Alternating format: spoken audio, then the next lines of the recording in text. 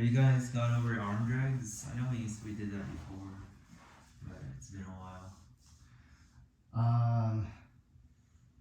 Remember we did, but not in class. No. Not in Dunlop. Mm-hmm. Oh, okay. Well, I guess if I were to like boil it down, for this position, we're both on our knees, right? Yeah. You're either trying to get them on their back or get them to plant both hands on the mat. So get them to turtle. Because if we're just play fight here, this is your stalemate, right? Yeah, so you're it's like this forever. Yeah. So if you're gonna do that, I would try to figure out a way to get them, push them to the side. I wouldn't push them back because you might hurt that back foot. But if you think I'm trying to be as like conceptual as possible, if you think how am I gonna push this guy over, you need a way to kind of shuck them, and that's why I was talking about underhooks. So if I was to grab on top of your shoulder over your head, you could push this off, right? So don't let me push you over, right? You could start fighting that. But if I start digging my arm here, underneath your armpit, then this arm controls your upper body, right? Yeah, so it's like giving someone, it's called an underhook. My arm is hooked underneath your armpit. And that battle happens all the time. There's ways to counter that, but generally speaking, the guy who has the underhook has the advantage. He's always going to win. And that allows you to either take the guy this way. Notice how you posted with that? Because you have to, right? Because you're leaning already. So that means I'm already leaning into you. My only thing is to figure out a way to take out that post, right? So I can start grabbing on that and pulling and taking you down. And one cool thing about the underhook battle is if I'm able to get it, you know I'm going to start driving you towards that direction where my arm's pointing. But if you do push into me, I got a couple counters from there too. So one for sure, underhook. If I get to here and you start pushing into me, this is where I start coming back, and that's where I have this clamp on the shoulder, and I kind of get out of the way so I get you in that turtle position, and this allows me to jump over the top. And if I'm able to jump over the top, that's what the second option I was saying, try to get you to put your hands on the mat. The reason for that is you're going to be busy holding yourself up, and I'm able to move off to the side, right? Right, so however, like you said, that big dude, he kind of just does this. That's what he's trying to do, so that he can start coming off to the side or getting over the top for the guillotine, doing all that stuff. Usually if you're able to get to the side, then you start dumping the guy over, and then it goes back to the first option, trying to get him onto his back, right? That makes sense? Yes. Any arm manipulation from here is super hard to do because the guy's just gonna fend it off. So you have to be torso to torso. As you get more experience and they say you can't stand up, I would start just sitting down, and you'll probably notice the upper belts kind of start doing that maybe.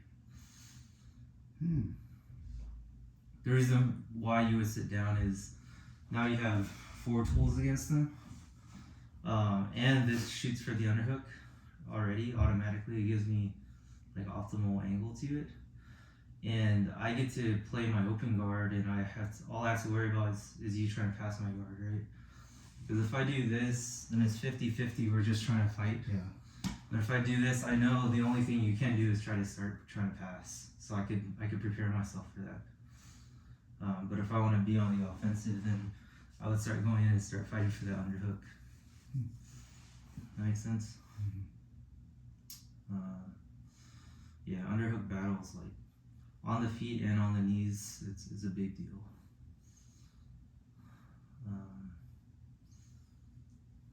Do you think you could possibly just very lightly reenact the second example of? Yeah. Take your watch out. So we're here. We'll keep it pretty organic. So I have my socks on. That's okay. That's fine. So we're here, right? We're trying to take each other down. Try to take me down, and I'll try to take you down as well. I'm shooting for this underhook. Keep going. Try to take me down. I'm oh crap, he's gonna beat me to it. So I'm gonna cup, and I'm gonna disappear, get myself out of the way, and I'm gonna go over the top from here. From here, you got tons of options, right? You hold the neck. You can come out to the back, all that stuff. But the reason why that's optimal is like my body weight's on top of yours, so you're carrying me, right? So I don't have to do a lot of work. I can sprawl my feet out, so it's kind of like you can't grab my legs anymore. And like I said, you get there in different ways. So if we're here and I am able to arm drag, if I'm able to get you to post your hand on the ground, I'll just get heavy on that and climb myself up, right? Because it's kind of like you have to hold yourself up or you're gonna face plant. You'll notice a lot of faster dudes, they might dive for the leg, like a single leg. So over here, I don't know if you encounter that. If I see this leg, it's a little risky, but I might start diving for it. It allows me to start picking it up and taking it down. People even dive for it when if you're on both knees. They might mess with that and start diving for it here. So you try to defend this, what would you do? Most people they'll try to kick this leg back, right? Because they're trying to get out of the way. Okay. If you're able to kick the leg back, now I'm in turtle and you get on top of me, right? So if someone grabs onto your leg, they're gonna hold on with everything they can. So if we're here, we're messing around. I get to this and you try to kick your leg back, I'll just keep following you. Oh, wow. Until we drive you to the ground. So that's something to be aware of.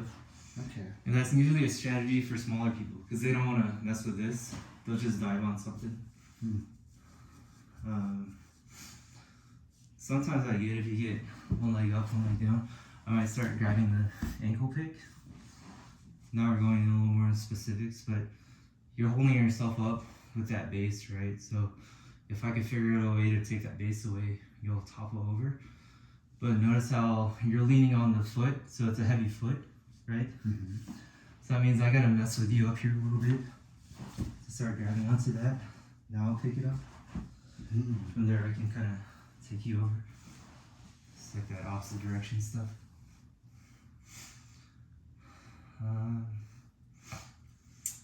Yeah, underhook, make them turtle, single leg, those are probably the three most common. And then as you get better, you'll just sit back, play your open guard. That makes sense? Is there anything you think that, is there anything you think like that wouldn't work, or I tried it before, never ran into an issue or anything? I think it's more just, for me, it's how you broke everything down, but then that was like times 1/10 speed, but then in the moment. It's a lot to think about when you have to defend as you're trying to do that stuff too. In that case, if you were to have one big takeaway, it's like find the underhook. From there, you have time to think. Because from this distance, it's like you don't, like, let's play around. Okay. You don't know where I'm gonna go. I don't know where you're gonna go. We're gonna kind of like play for this thing. Yeah, exactly. Yeah. But if I'm able to just shoot for this, my head's tight to your chest, and I have an underhook, I feel confident I can hang out here for a little bit, and it kind of gives me time to think, right? So that's like a lesson there. The closer you are to them, the slower the pace becomes, because then you can feel what's happening. When it's out here, just like striking, right? You have to depend on your eyes to be fast to react to things. But once you feel this, you kind of know where my arm's going.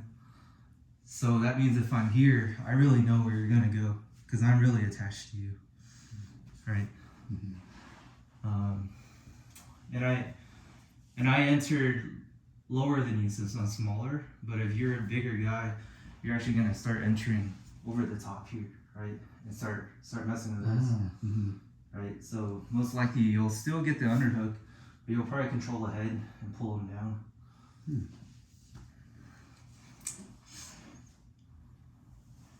Yeah, you could call those like checkpoints or just like a node in your flowchart, where it's like start from a distance, where do I go to next?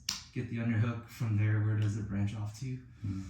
Trying to find those nodes or those checkpoints is where you can start solidifying your game is also, it slows the game down, right? So it all doesn't just feel like a rush of reaction. Mm-hmm. I feel like that's why my initial goal is, it's like a giant leap, but to get the side control, and that's when I can think. Yeah. No, that's exactly it. And that's, in Jiu-Jitsu, they call it, it's position before submission, right? You want to get to your point of control, and then from there you assess what to do next. So side control is exactly like the underhook. I get to underhook, and then I assess what I could do from there.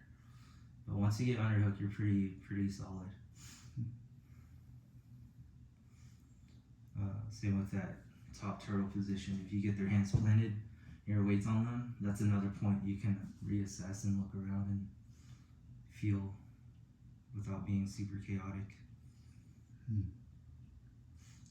I feel like that's something I'd want to spend more time with, but then, well, for now, not enough time, but I'll probably, ask for more videos or something of. Yeah. I feel like it's repetition of those motions for myself. And you also want to think, and Steven always said this, like he hated knee wrestling. This is what we call it. Is because in the round itself, you never find yourself there unless you have a reset, right? It only happens in the beginning of the match, or like you said, you stand up and they reset you back down. But in a real exchange, it never happens. You're never like back in that spot. So it's like, if you have a 5-minute round and you spend 4 minutes knee wrestling, it's like, it's really 1 minute of work that you did, right? So that's why that's another advocate for just sitting down and letting the person, because then you're actually working a position that's skill development. But I like knee wrestling. It feels like tagging me on the knees, right? So I get some work out of it, but I understand what he means. If you're just like pure jiu-jitsu, then you're not really developing anything. It's like, I know there's standing up and it's, and then on the ground, but it's like it's not useless. Yeah, there's some development there for sure. Yeah, it's just, we have different backgrounds or different philosophies. If you break it up to like all movement is just martial arts, then everything has some type of benefit to it.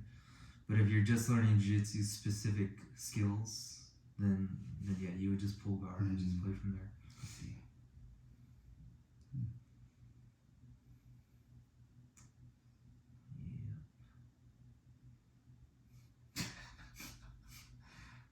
Yes.